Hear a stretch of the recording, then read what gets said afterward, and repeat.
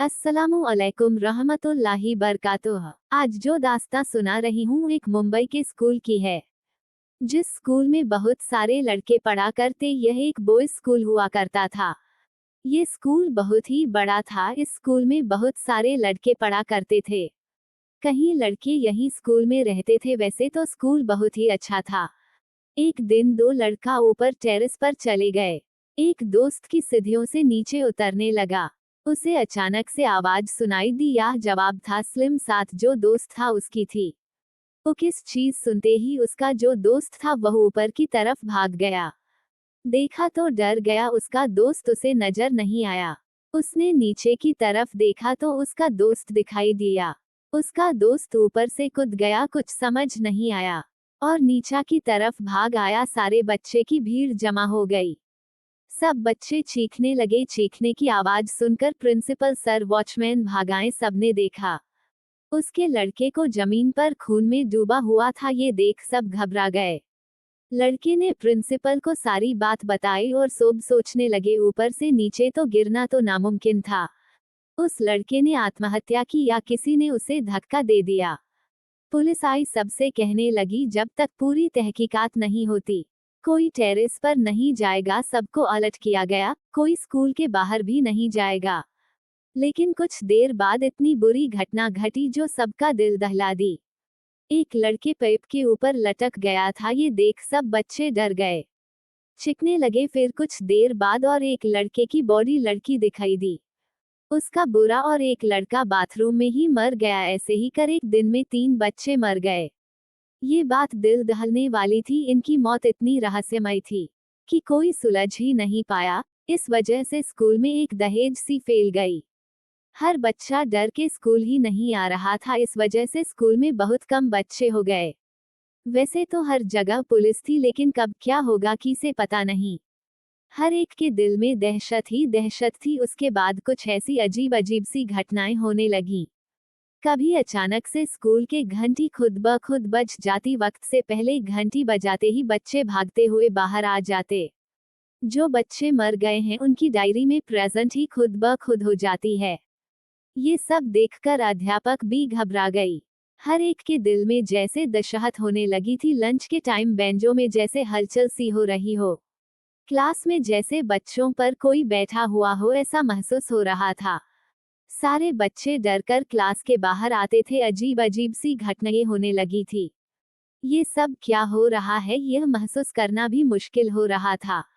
बस हर जगह सवाल ही सवाल है। सवाल का कोई जवाब नहीं मिल रहा था। ऐसे ही स्कूल में परीक्षा का समय करीब आ गया था।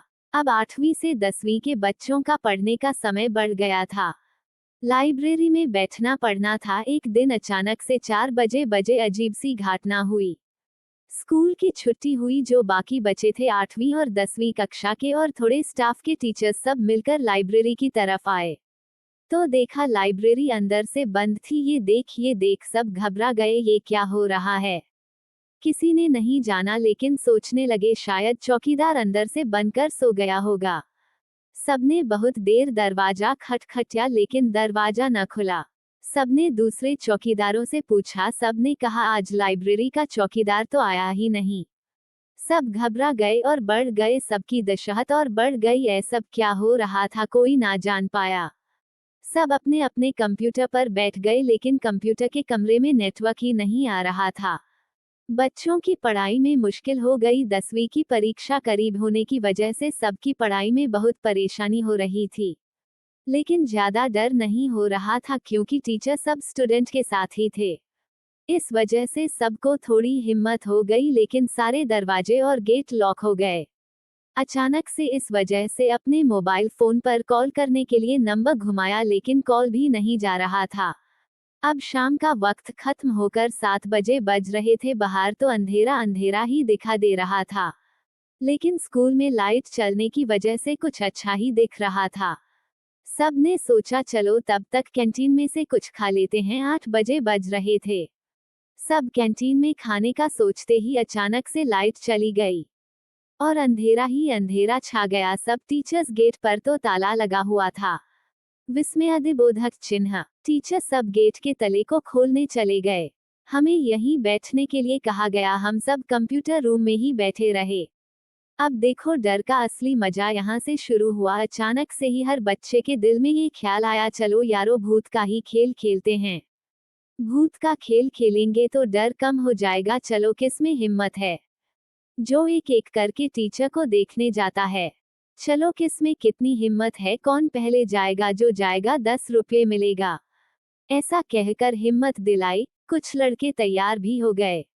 एक लड़का था अमित नाम का, 10वीं क्लास में पढ़ता था। उसने कहा मैं 10 रुपया तैयार रखो, अभी जाकर आऊंगा, कहना ही था वह लड़का निकल गया। सबके दिल में दहशत थी लेकिन हिम्मत दिखा रहे थे। लेकिन अमित को जाकर 20 मिनट हो गया था, अभी तक वह वापस नहीं लौटा था। सबने सोचा चलो अमित को जाकर बाहर ढूंढते हैं, और सब बच्चे बाहर निकल गए। निकलकर टॉर्च मारकर अमित को ढूंढने लगे लेकिन अमित दिखाया नहीं दिया। कुछ देर बाद बच्चों को रोते हुए धीमी आवाज में आवाज देते हुए अमित दिखा दिया। सबने कहा अमित तो यहाँ नहीं था, अभी यहाँ कहाँ से आ गया। सब डर रहे थे। अचानक से वह क्लास में चला गया और एक बेंच के कोने में बैठ गया। सब सोचने लगे इतना मस्ती करने वाला लड़का अचानक से चुप क्यों हो गया। सब ने सोचा डर गया होगा। कुछ देर बाद सब चुप हो गए और अपनी अपनी बेंच के ऊपर बैठ गए। सब बातों में मस्त हो गए। थोड़ी देर में एक आवाज आई, बचाओ बचाओ। यह आवाज बड़ी दहशत भरी थी। सब डर गई और सब ने एक दूसरे का हाथ पकड़ लिया। उसके बाद जो हुआ वह बहुत ही दिल दहलाने वाला था। अचानक से एक आवाज आए, वह आवाज अमित की ही थी। सामने से अमित आ रहा था। ये देख हम सोच रहे थे अभी जो आया और बेंच के कोने में बैठा हुआ था वो कौन था। यह सोचते हुए हमने जैसे ही हमने पीछे मुड़कर देखा वह कोना तो खाली था। जब से हो रहा था ये सब क्या था, ये हमारा समाज में तो नहीं आ रहा था। फिर क्या था सब सोच ही रहे। अचानक से उस कोने के ऊपर जो लाइट थी वह अचानक से बंद चालू होने लगी और दीवार पर परछाई दिखने लगे जैसे कोई उस कोने में बैठा हुआ हो। ये सब देख सबने अमित से पूछा इतनी देर तुम कहाँ थे। अमित ने बताया एक लड़का गिरकर मर गया, ये सुना ही था। बाहर से अचानक से दरवाजा बंद हो गया। ये सब और घबरा गए। अचानक से लाइट बंद हो गया। हम सबको बहुत गर्मी हो रही थी, इस वजह से हम खिड़की की तरफ बढ़ गए। खिड़की की तरफ रुकी तो पूरी ठंडी हवाएं चलने लगी थी। अचानक से हमने दिखाया दिया एक बेंच पर एक लड़का रोते हुए देख रहा था। हमने लड़के को बेंच पर बैठा हुआ देखा। हमने उसकी तरफ देखा तो उसका चेहरा चमक रहा था। हम डर गए और दरवाजा खोलने के लिए चले गए लेकिन दरवाजा खुल नहीं रहा था। लाइट सब चली गई थी लेकिन पंखा चल रहा था और उस लड़के का चेहरा चमक रहा था। ये देख हम सब और भी घबरा गए। क्या हो रहा था कुछ समझ नहीं आ रहा था। और बैंक पर बैठा हुआ लड़का कभी गायब हो जाता है, कभी दिखता, क्या हो रहा था कुछ समझ नहीं आ रहा था। बच्चों ने दरवाजा तोड़ने की कोशिश की लेकिन दरवाजा खुल नहीं रहा था। लेकिन अचानक से दरवाजा खुल गया और बाहर सब बच्चों के माता पिता को देखकर बच्चों को थोड़ी राहत मिली। टीचर को कहने लगे टीचर आप कहाँ चले गए। टीचर ने कहा हम जब नीचे गए तो हमारा भी दरवाजा बंद हो गया और हम भी दरवाजा नहीं खोल सके, इस वजह से हम भी वही बंद हो गए। बहुत कोशिश करने पर एक फोन लग गया। हमने कॉल किया और सब माता पिता को कॉल किया। सब मिलकर यहाँ आकर हमें भी बचा लिया। उसके बाद तुम्हारा दरवाजा खोला गया। सब स्कूल के बाहर आ गए। सबने चैन की सांस ली। जब सुबह हुई सबने पंडितों को बुलाया और स्कूल के बारे में बताया तो पंडितों ने कहा ये स्कूल गलत जगह पर बनाया गया, इसलिए इस स्कूल पर बुरी आत्मा का साया है। पंडितों ने पूजा की और कुछ मंत्र वाले दाने हर जगह बंधे। उसके बाद स्कूल में सब कुछ ठीक हो गया।